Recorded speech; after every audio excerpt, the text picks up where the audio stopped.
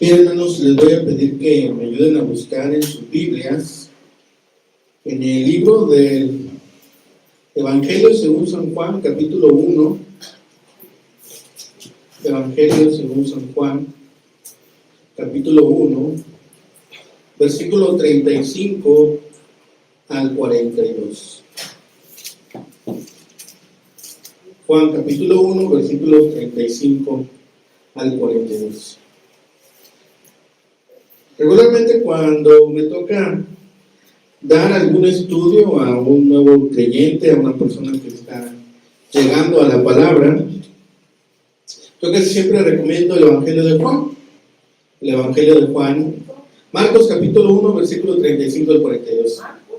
Perdón, Juan capítulo 1, versículo 35 al 42. Estoy hablando que cuando empiezo un estudio, regularmente recomiendo que empecemos con Marcos, ¿sí?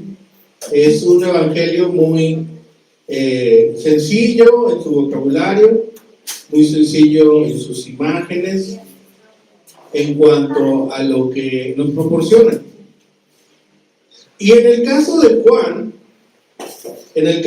Juan, tiene muchas imágenes, tiene muchas enseñanzas que probablemente para el lector de primera vez sea un poco complejo, porque el Evangelio de Juan fue escrito para el pueblo judío. El pueblo judío tenía este contexto, vivían en ese lugar, sabían de ese lugar, conocían las referencias, ¿sí? Incluso, ahorita vamos a ver que el Evangelio de Juan habla de la geografía del río Jordán. Nosotros nos podemos imaginar un río, ¿sí? Yo creo que el río más cercano aquí será el de la Barranca, que está en la Barranca, ¿sí? Si decimos las cascadas, pues se imaginan el velo de novia, ¿sí? Si decimos el crucero, pues el crucero de la carretera de arriba, ¿sí? Carretera vieja, me imagino, no sé si sea vieja la carretera libre o esta de acá que pasa por Santa Rita. No sé cuál de las dos sea la carretera vieja, pero alguna de esas dos debe de ser. Entonces, ese tipo de referencias son muy locales, y es lo que pasa con el Evangelio de Juan.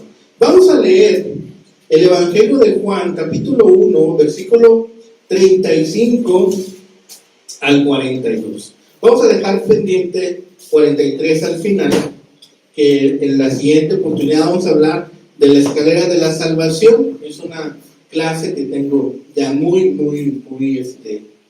trabajada, muy compartida. Es un mensaje que me gusta compartir, pero hoy vamos a hablar del propósito de Dios en nuestras vidas. El propósito de Dios en nuestras vidas. Y vamos a hablar todavía del propósito de Dios en nuestras vidas, y vamos a hablar de la familia, ¿sí? Vamos a hablar de la palabra de Dios, el propósito de Dios en nuestras vidas, vamos a hablar de evangelismo y vamos a hablar de nuestra familia. Los tres temas en una sola porción. No estoy forzando la palabra. Vamos a ver lo que dice la palabra y vamos a ver la relación con la familia, con el evangelismo y el propósito de Dios.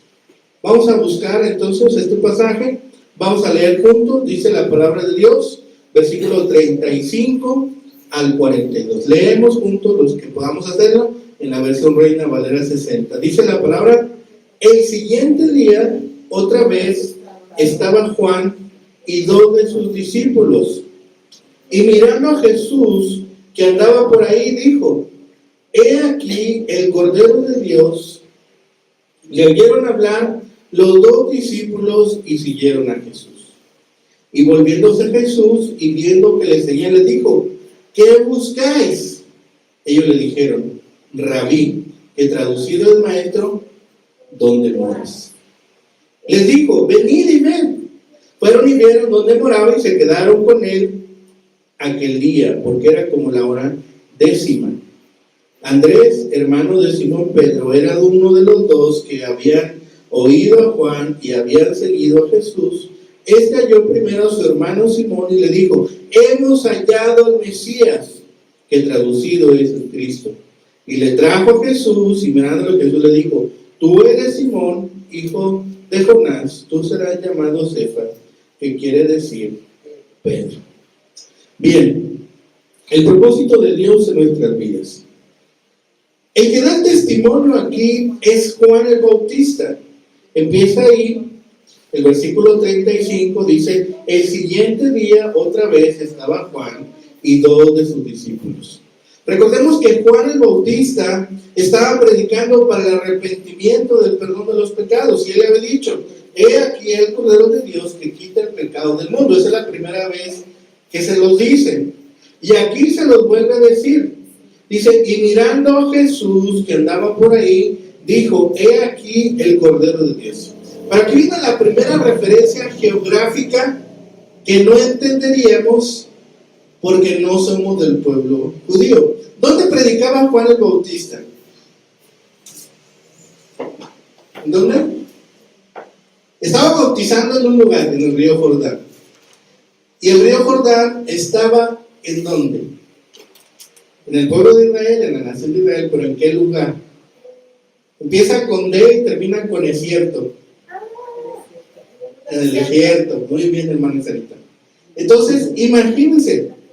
Y dice que viene Jesús. ¿De dónde venía Jesús? ¿Dónde había pasado 40 días y 40 noches? El Señor venía de enfrentar un periodo de oración, un periodo de ayuno, y dice Juan que venía Jesús. Era el inicio del ministerio de Jesús. Dice: viene Jesús y les declara de nuevo: he aquí el Cordero de Dios. Jesús venía del desierto, había enfrentado los ataques del enemigo, había pasado por ayuno, había pasado por oración, y aquí Juan el Bautista le dice: él es el Cordero de Dios. Y dos de sus discípulos ponen atención. Dos de sus discípulos dicen: siguieron a Jesús. Entonces lo primero que vemos es la proclamación de Juan el Bautista. Nosotros hemos sido llamados a predicar, a proclamar a Jesucristo, a predicar el día de salvación. Dice Pablo: hoy es el día de salvación. Hoy es el día que Dios ha destinado para salvación. Damos gracias porque hoy muchas personas alrededor del mundo entregarán su vida al Señor y le reconocerán como Señor y Salvador, y serán salvos y pasarán de muerte a vida. Damos gracias a Dios. Dice: hay regocijo en el cielo porque hoy se han convertido. Así como el día que cada uno de nosotros nos convertimos, los ángeles estaban cantando gloria, aleluya. Entonces, Jesús viene. Por medio de ese testimonio de Juan el Bautista, escuchan del Mesías, escuchan del Cordero de Dios y lo siguen. Juan el Bautista sabía que aquellos discípulos que él tenía estaban esperando en eso, porque la predicación de Juan siempre era: arrepiéntanse, cambien su estilo de vida, no se peleen, arrepiéntanse de su mal proceder, arrepiéntanse de sus malas acciones, enderecen su camino. Esa es la predicación de Juan. Dice: porque va a venir alguien que les va a bautizar con Espíritu Santo y con fuego. ¿Sí? Entonces, ven a Jesús y se van delante de él, tras de él. Y lo segundo que vemos es que los discípulos aceptan la predicación de Juan. Juan ya les había predicado, y cuando ven a Jesús, les siguen. Aquí nos habla de la modesta humildad y completa aceptación de su papel subordinado de Juan. Ese es algo que nosotros debemos aprender. ¿Sí? Vamos a predicar, vamos a enseñar, pero nosotros no somos el maestro. Nosotros solamente somos los vehículos que Dios usa para transmitir su palabra. ¿Sí? Esta es la iglesia de Dios. ¿Sí? Le ponemos un nombre para identificarnos. Primera Iglesia Bautista, Dios con nosotros, Tecatica. ¿Sí? La puerta del Evangelio a los altos de Jalisco y hasta lo último de la tierra. ¿Sí? Ese es nuestro eslogan, ese es nuestro propósito, eso es lo que el Señor ha puesto en nuestro corazón. Pero la iglesia, el trabajo, la obra es de Dios. Y Juan lo sabía. Dice, yo no soy digno ni siquiera de desatarle, ¿sí?, las sandalias, su calzado, ¿sí?, recogerlo. Dice, ni siquiera eso. Dice, es el trabajo más humilde, el del siervo.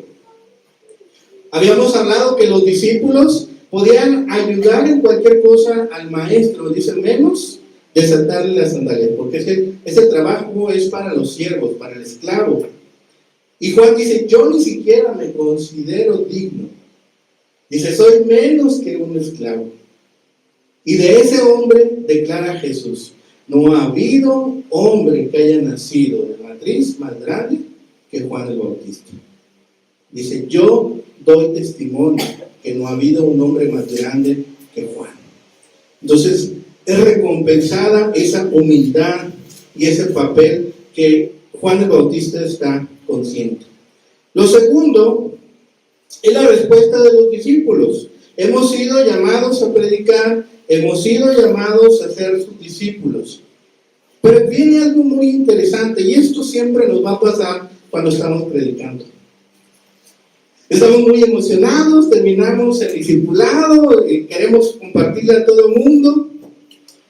Y Jesús dice, ¿qué buscas? ¿Qué buscan? Les dice a los discípulos de Juan. Versículo 38, y volviéndose Jesús, y viendo que le seguían, les dijo, ¿qué buscan? Si el Señor nos preguntara hoy, ¿qué buscan? ¿Qué busca, hermano Jorge? ¿Qué busca, hermana Yasmín? ¿Qué busca cada uno de nosotros? ¿Qué responderíamos?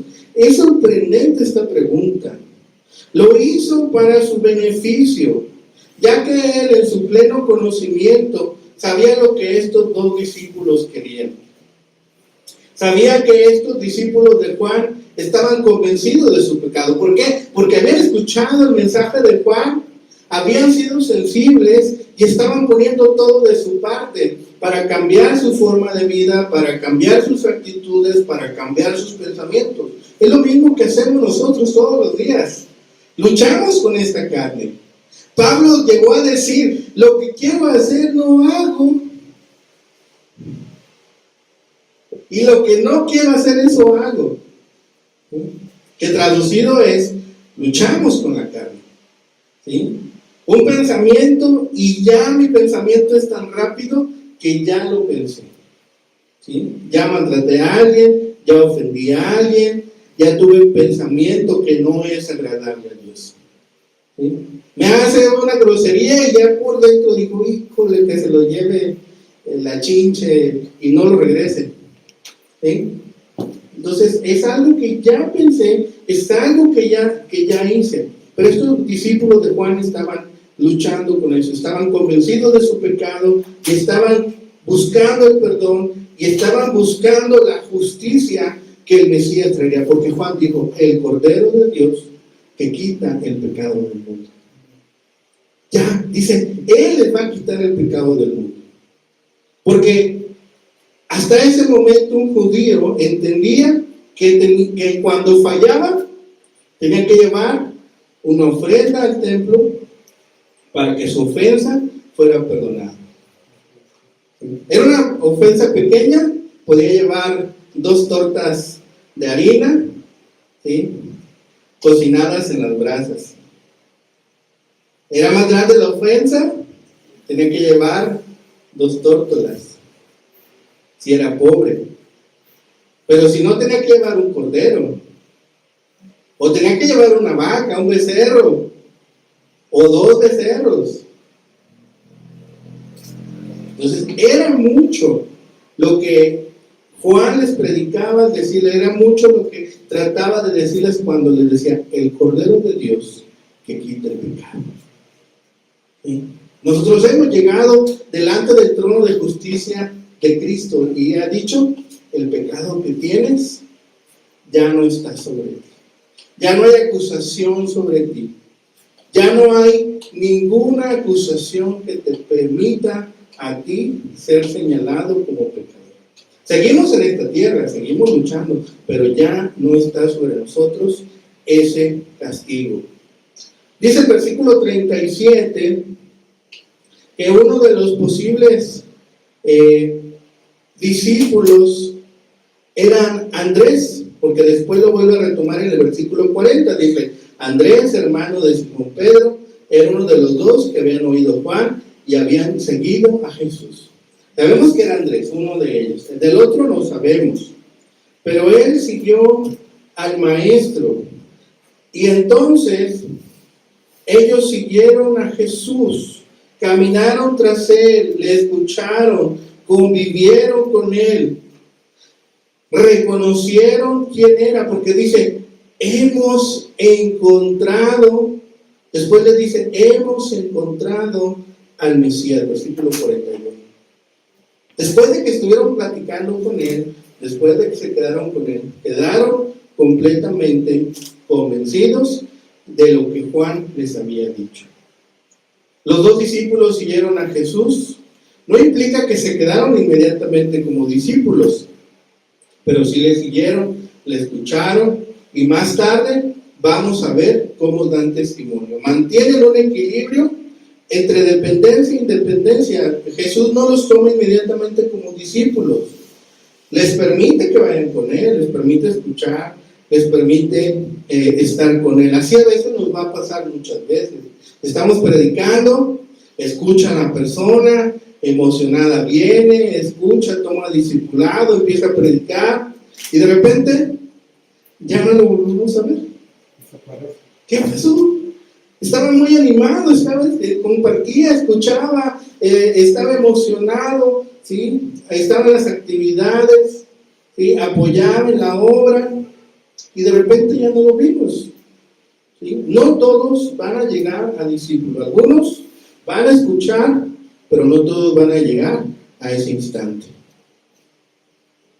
Entonces también nosotros debemos aprender de Jesús, esa dependencia que permite de Él y esa independencia también que permite en cada creyente.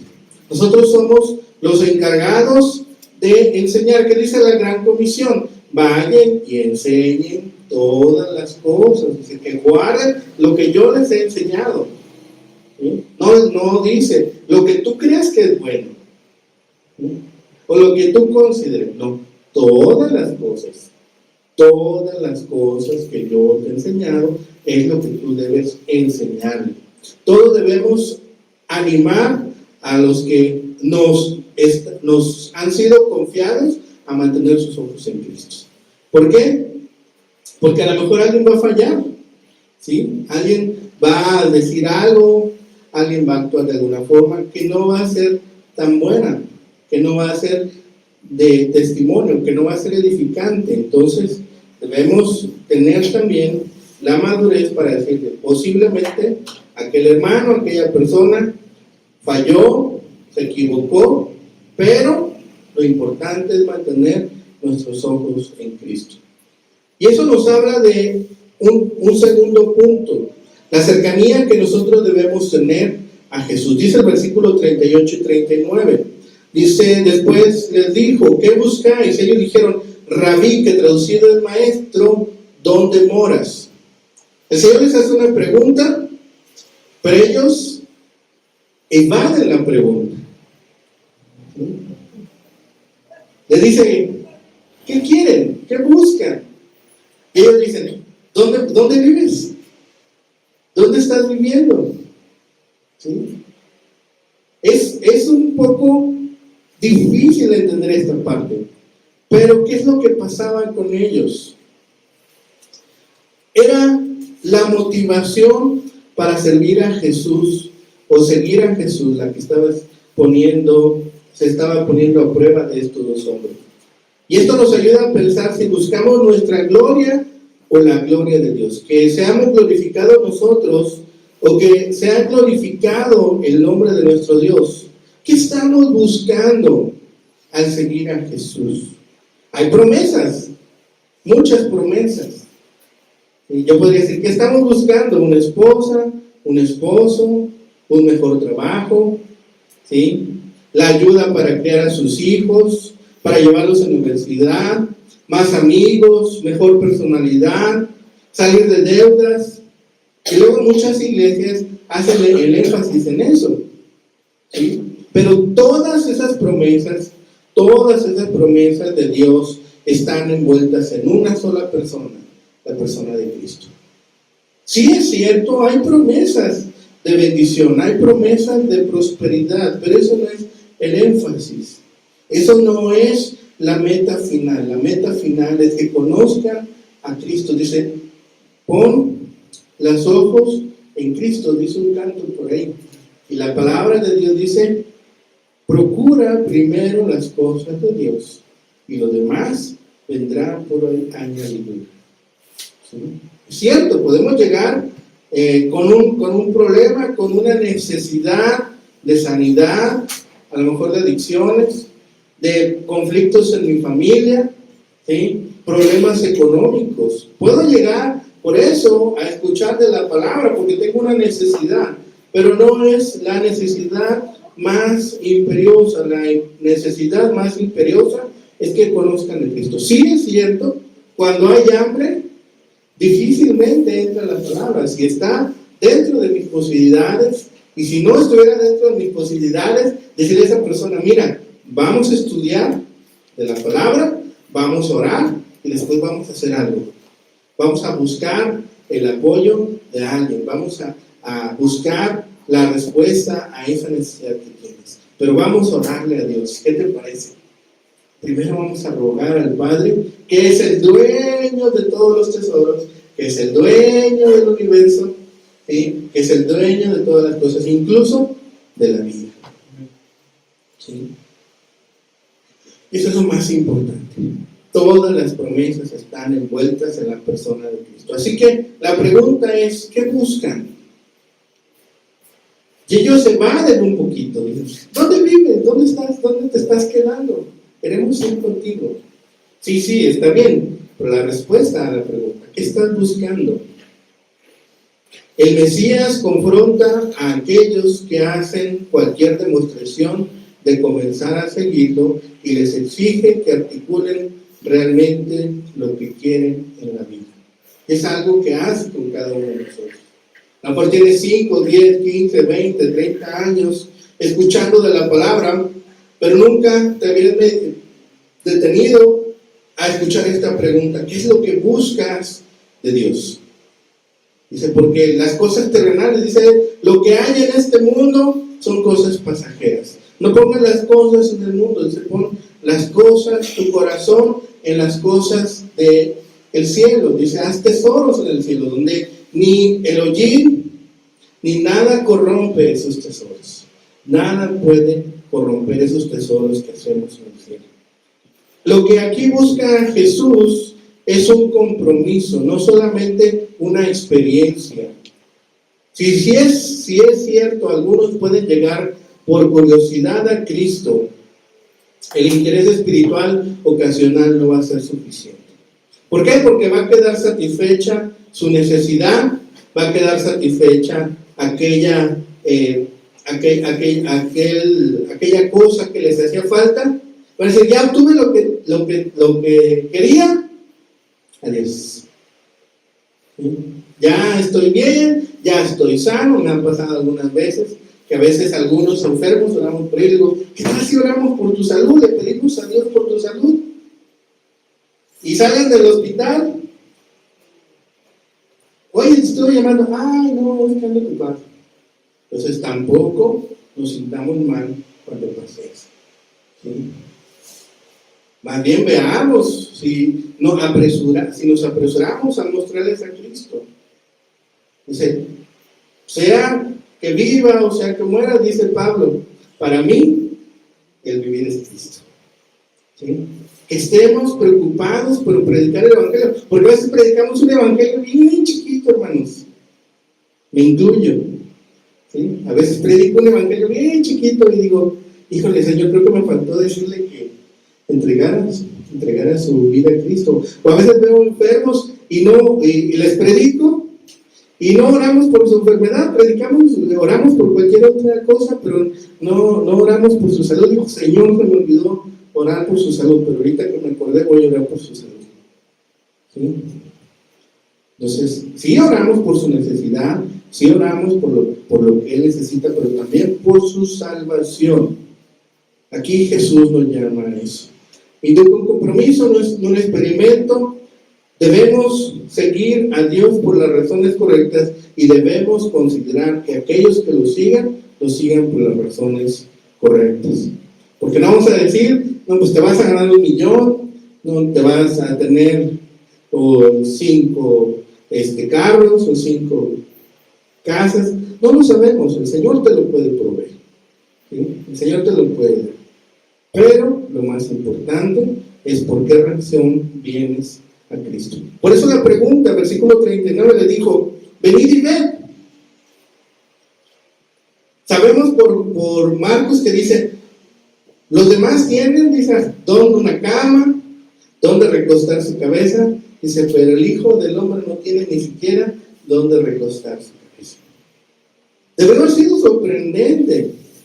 ¿Sí? No sé si invito a mi hermano Juan y le digo, nos vamos a quedar, mi casa queda aquí en este terreno, no es de mi hermano Jorge, pero no hay ni cama, no hay cobijas. Así los llevó el Señor. No había ni cobijas, su vestido era lo que traían. ¿Sí? Sabemos que por los evangelios que no traía doble capa, su capa nada más. ¿Sí? A veces no traían lonche, como le conocemos aquí en México, no llevaban lonche, no llevaban adicional. Algunas mujeres a veces donaban, ¿sí?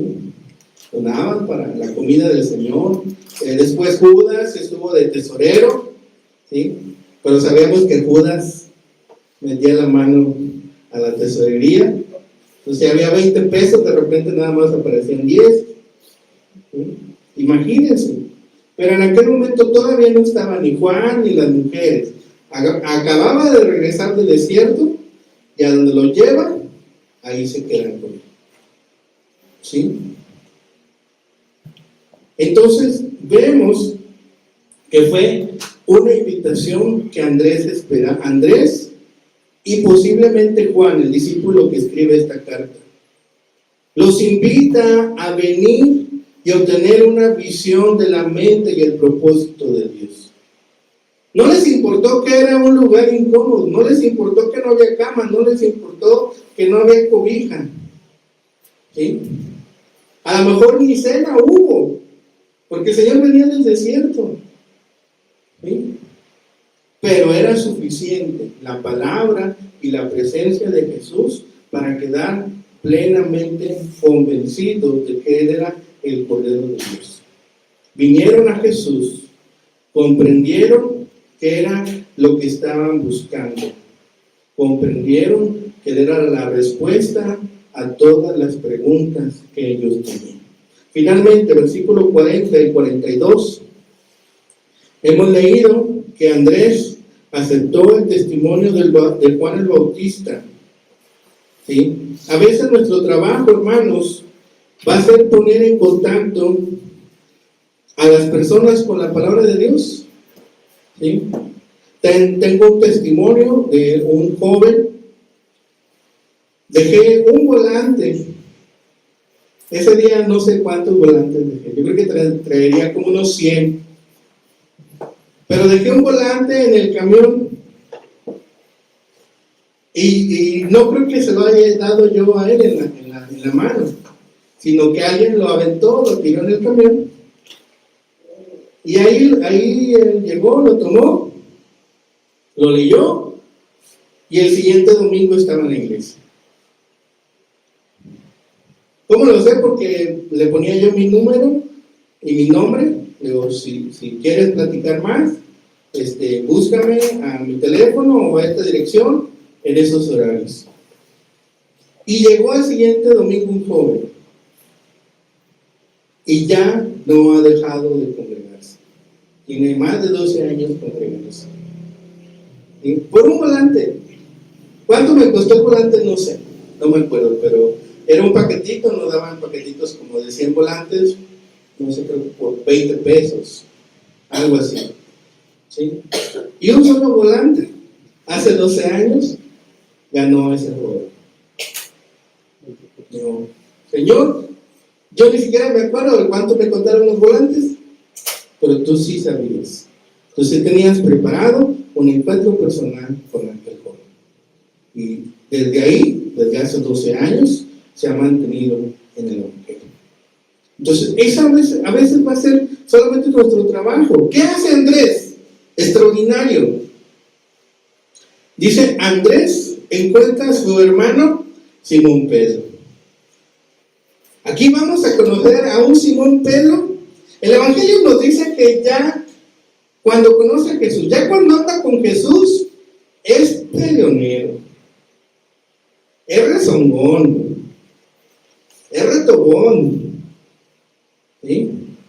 Fuerte de carácter, duro, ya con Jesús. Ahora imagínense un poquito antes, ¿cómo habría sido aquel apóstol, aquel hombre?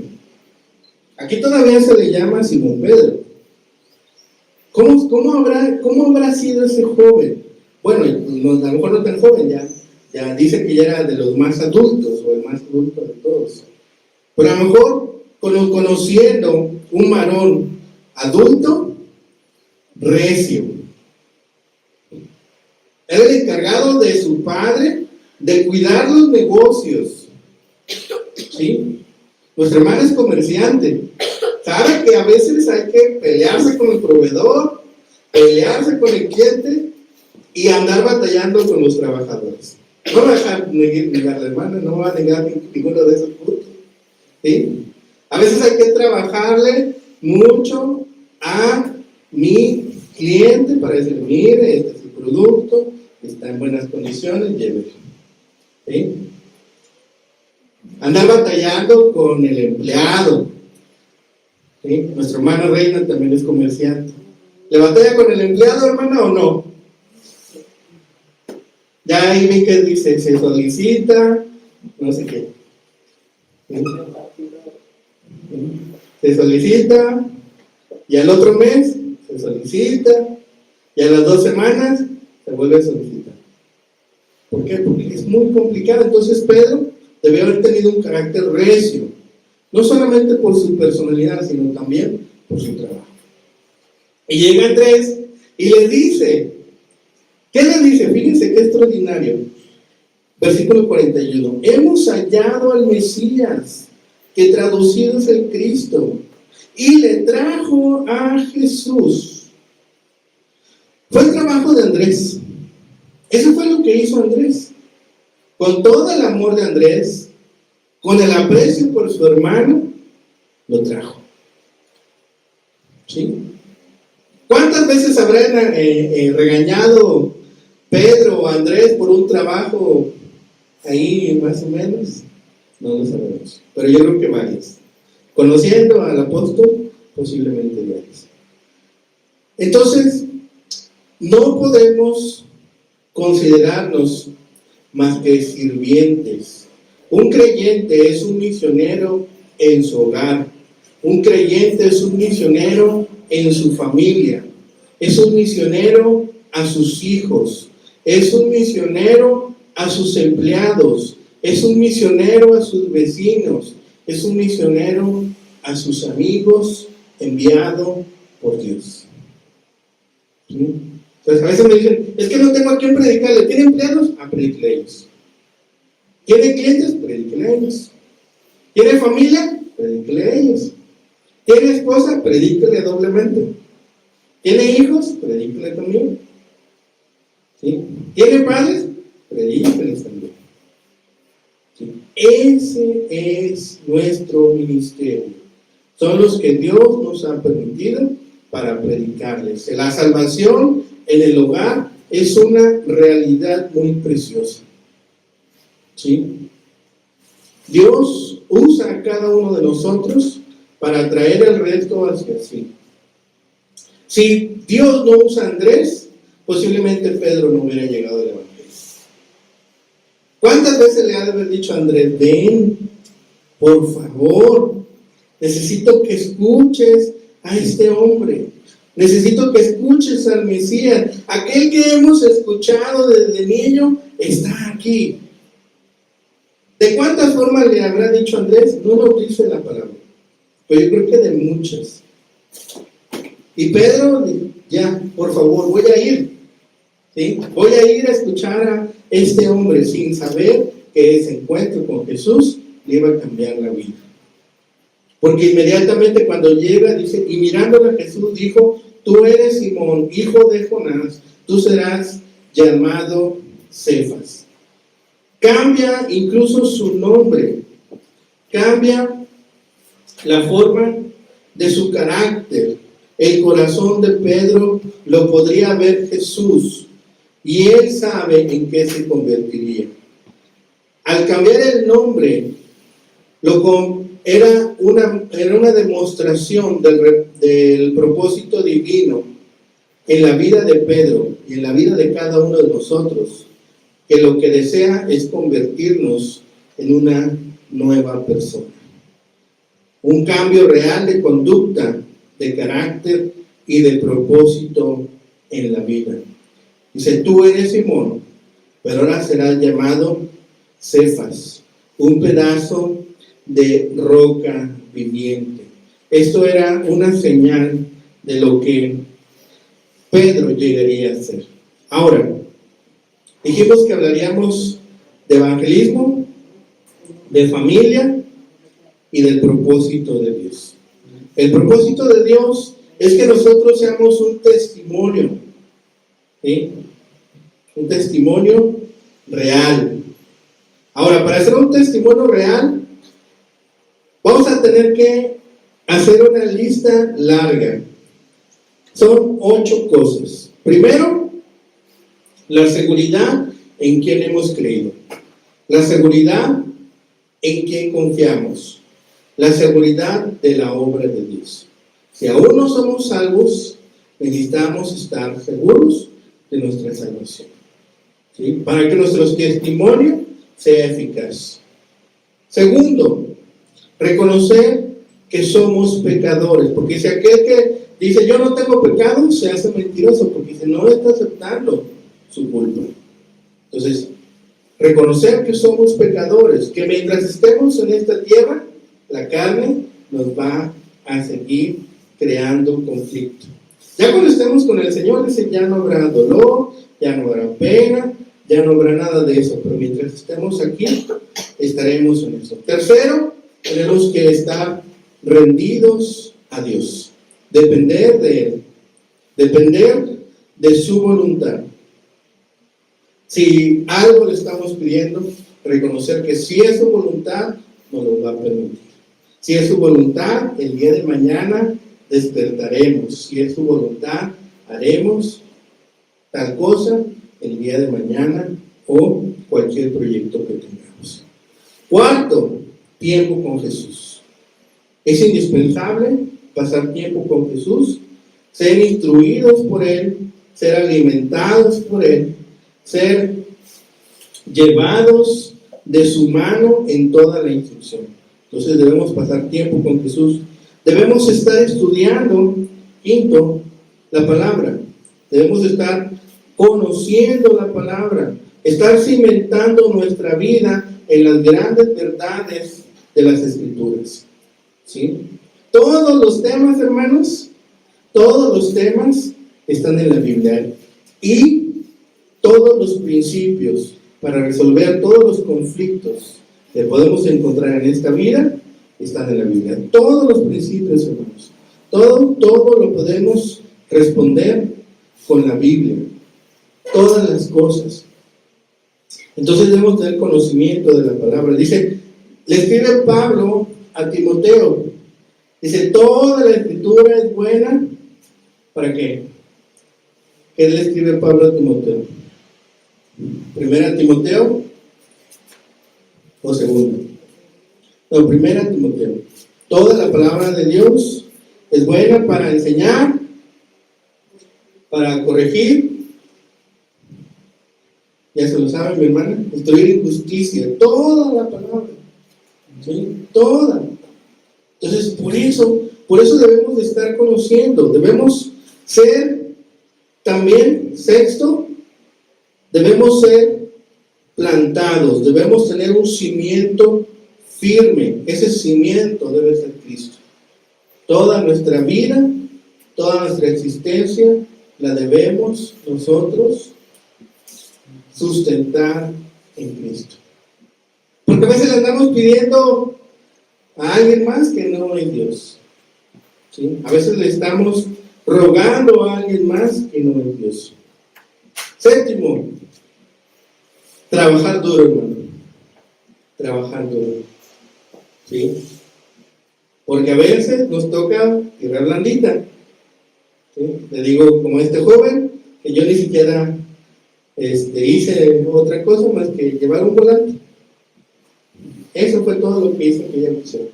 Para ocasiones en que vas una semana, un mes, un año, 2 años, 3 años, 8 años, 10 años, y parece que no pasa nada. Entonces, trabajar duro, sostenernos en Dios. Y el octavo, Pablo nos lo dice de una manera extraordinaria. Si hablara lenguas angelicales, dice, si hiciera cualquier otro milagro, pero me falta el amor, nada soy.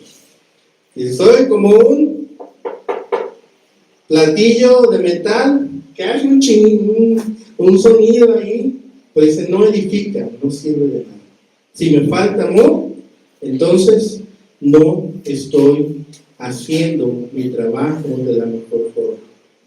Así que esta historia que Juan nos cuenta de los primeros discípulos es la que nos enseña la comunión con Cristo.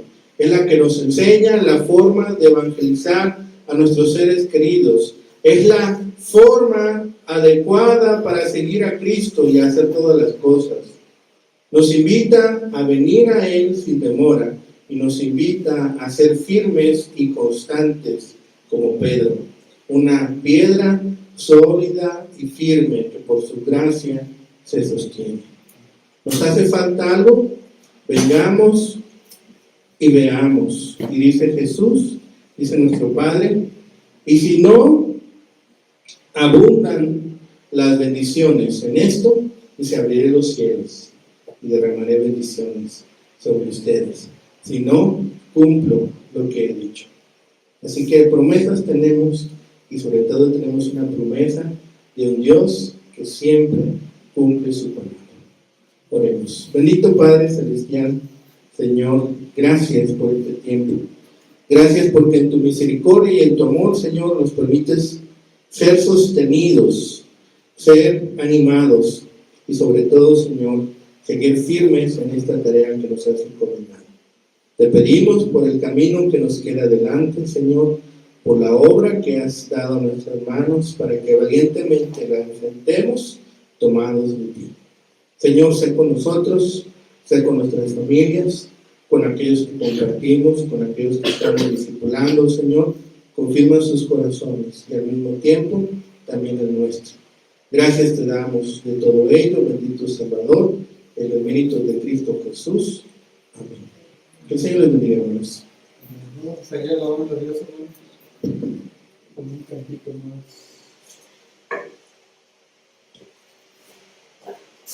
No sé de qué se quiere.